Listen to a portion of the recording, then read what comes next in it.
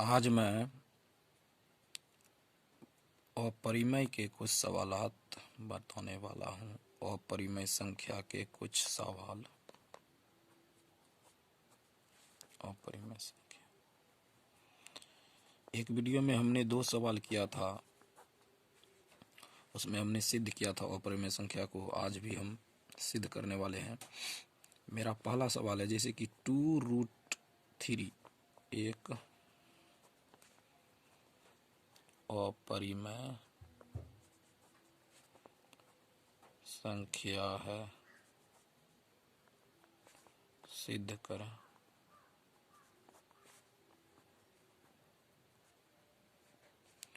तो इसको सिद्ध करना है, तो इसको जब सिद्ध करेंगे ये हो जाएगा। जैसे इसको मानेंगे, माना कि 2√3 एक परिमेय संख्या है। 2√3 एक परिमेय संख्या है। इसको लिखेंगे 2√3 बराबर a/b, जहां a और b सह अभाज्य संख्या है। ठीक है, तो हमने यहां तक लिखा। अब इसको करना क्या है, ये देखिए इनटू में है, तो इसको हम इधर लेके आएंगे बराबर के ये साइड, तो ये हो जाएगा डिवाइड में हो जाएगा। तो इसको हम लिख सकते हैं बराबर परिमेय संख्या। क्या लिखेंगे? बराबर परिमेय संख्या। तो ये हो जाएगा, चूंकि √3 एक परिमेय संख्या है,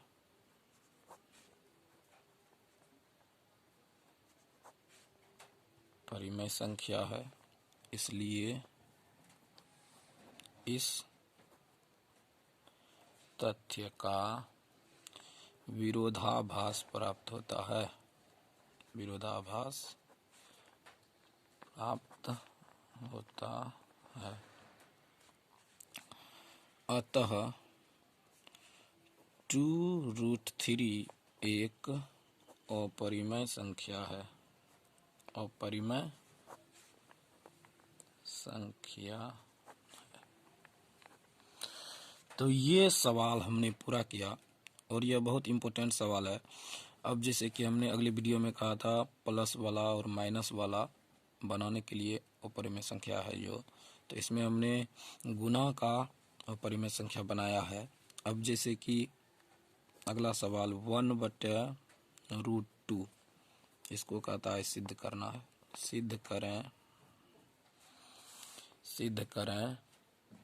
1/√2 एक अपरिमेय संख्या है। सेम इसको यहाँ तक हम करेंगे। यहाँ तक जो लिखना है ये वाला, यहाँ तक इसको लिखेंगे। जैसे देखिए, माना कि 1/√2 एक परिमेय संख्या है। 1/√2 एक परिमेय संख्या है, हमने यहाँ तक लिखा। अब देखिए 1/√2 बराबर क्या लिखेंगे? a/b, जहां a और b सह अभाज्य संख्या है। ये हमने लिखा, यहाँ तक लिखा।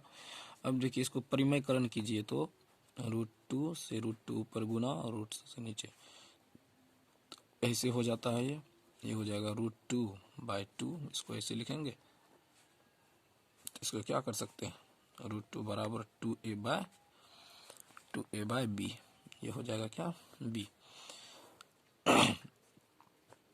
अब ये इतना हो गया, √2 बराबर 2a/b, इसको लिख सकते हैं बराबर परिमेय संख्या। परिमेय संख्या, इसको क्या लिखेंगे? चूंकि √2 एक परिमेय संख्या है, परिमेय संख्या है, इसलिए इस तथ्य का विरोधाभास प्राप्त होता है। इसमें लिखेंगे अतः 1/√2 एक अपरिमेय संख्या है, अपरिमेय संख्या है।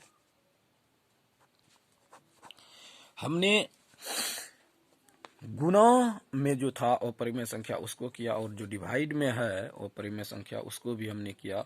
ये दोनों हमारा सवाल प्रूव्ड हो चुका है। ठीक है, तो अब तीसरा सवाल के ओर चलते हैं।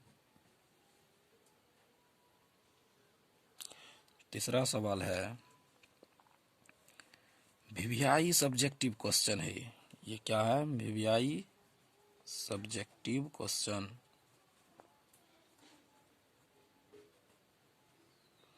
– 2021 के बिहार बोर्ड एग्जाम में पूछे जाएंगे क्लास 10th के लिए।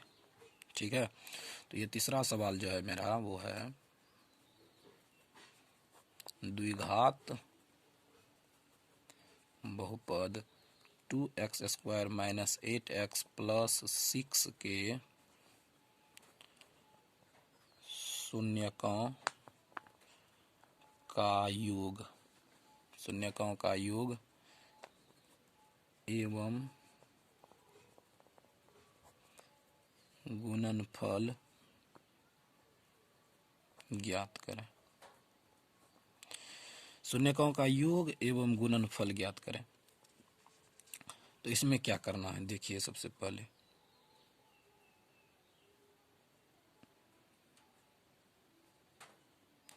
शून्यकों का क्या कह रहा है? योग और गुणनफल ज्ञात करने के लिए इसको ऐसे लिखिए 2x² - 8x + 6। ठीक है, बराबर 0। तो यहाँ देखिए a बराबर क्या हो गया 2, b बराबर हो गया -8 और c बराबर 6। शून्यकों का योग बराबर सूत्र क्या होता है? शून्यकों का योग बराबर क्या होता है? अल्फा प्लस बीटा बराबर सूत्र क्या होता है? -b/a। तो -b क्या है आपका? -8, a कितना है 2, या माइनस क्या हो जाएगा? तो ये आपका हो जाएगा इतना 4/, ये हो गया आपका कितना 4, कट जाएगा तो क्या हो जाएगा 4। अब शून्यकों का गुणनफल क्या होगा? शून्यकों का गुणनफल बराबर अल्फा इंटू बीटा c/a। इसका क्या होगा 6/2। ये हो जाएगा आपका 3। ये हो गया, योग निकल गया और गुणनफल भी निकल गया। अब जो है चौथा सवाल की ओर बढ़ेंगे। चौथा सवाल है एक समबाहु त्रिभुज की परिमिति 30 सेंटीमीटर है, इसका क्षेत्रफल ज्ञात कीजिए। तो इसमें समबाहु त्रिभुज की परिमिति जो है, तो देखिए समबाहु त्रिभुज के सभी भुजा समान होते हैं। ठीक है, और यहाँ हम बता रहे हैं, देख लीजिए ये जो है समबाहु त्रिभुज है ABC, इसके सभी भुजा बराबर हैं। जब इसको सब भुजा के जो ये भुजा है इसको जब जोड़ देंगे तो ये इसी को कहते हैं परिमिति या परिमाप कहते हैं। ठीक है, बराबर रहता है तो इसका क्या करेंगे जोड़ देंगे, तो इसका क्या हो जाएगा परिमाप 3a, यानी कि इसका क्या हो गया 3a। तो समबाहु त्रिभुज की परिमिति, समबाहु त्रिभुज की परिमिति बराबर कितना दिया है 30 सेंटीमीटर। तो इसका अभी सूत्र हमने बताया क्या है 3a। क्या हो गया 3a बराबर 30 सेंटीमीटर, और 3 से काटिए तो ये ए बराबर कितना हो गया 10 सेंटीमीटर। ठीक, आपका भुजा का मान निकल गया। अब कहता है समबाहु त्रिभुज यानी इसका क्षेत्रफल। प्रश्न से समबाहु त्रिभुज का क्षेत्रफल, समबाहु त्रिभुज का क्षेत्रफल क्या होता है √3/4 भुजा स्क्वायर। तो इसको ऐसे करेंगे, इसका ये क्षेत्रफल होता है। ठीक, तो अब देखिए √3, तो √3 का तो √3 आ जाएगा, 4 का तो 4, अब 10 है तो ये 10 का स्क्वायर कीजिएगा और इसमें सेंटीमीटर के क्या हो जाएगा स्क्वायर। तो अब यहाँ हो गया √3/4, ये हो गया कितना 100 सेंटीमीटर स्क्वायर। इसको काटिएगा तो ये हो जाएगा 25 चौके 100, इसको करते हैं 25√3 सेंटीमीटर स्क्वायर। आपका यही सवाल हो जाएगा। तो हमने चौथा सवाल किया है। अब पांचवा सवाल की ओर बढ़ते हैं। पांचवा सवाल है, देखिए यहाँ पे पांचवा सवाल जो है, चित्र में ओपी का मान ज्ञात करें। ठीक, यदि स्पर्श रेखा पी ए बराबर 12 सेंटीमीटर और ओ ए बराबर 5 सेंटीमीटर। देखिए यहाँ हमने चित्र बनाया है, जैसे कि ये ओ और ए हो गया। ओ ए में क्या है 5 सेंटीमीटर, और ये स्पर्श रेखा जो है ये पी ए, तो ये 12 सेंटीमीटर है। तो इसमें कह रहा है कि ओ पी का मान निकालने के लिए। ठीक है, ओ पी का मान, तो ओ पी का मान निकालेंगे। इसमें जब ओ पी का मान निकालेंगे तो ओपी का जब हम मान निकालेंगे तो उसको ऐसे निकालेंगे। देखिए, तो सबसे पहले लिखते हैं पी ए बराबर 12 सेंटीमीटर। ठीक, और ओ ए बराबर 5 सेंटीमीटर दिया है। ठीक है, जब दिया है तो इसका ये क्या हो जाएगा, देखिए जब स्पर्श रेखा जिस बिंदु पर रहती है वहां से केंद्र से स्पर्श बिंदु की दूरी को तो हम त्रिज्या कहेंगे ही, लेकिन वहां पे ये लंब बन जाती है। क्या बन जाती है 90 डिग्री की कोण। ठीक है, तो ये एक समकोण त्रिभुज हो गया। जैसे कि ओ ए पी, ये क्या हो गया समकोण त्रिभुज। लिखेंगे समकोण त्रिभुज ओ ए पी में।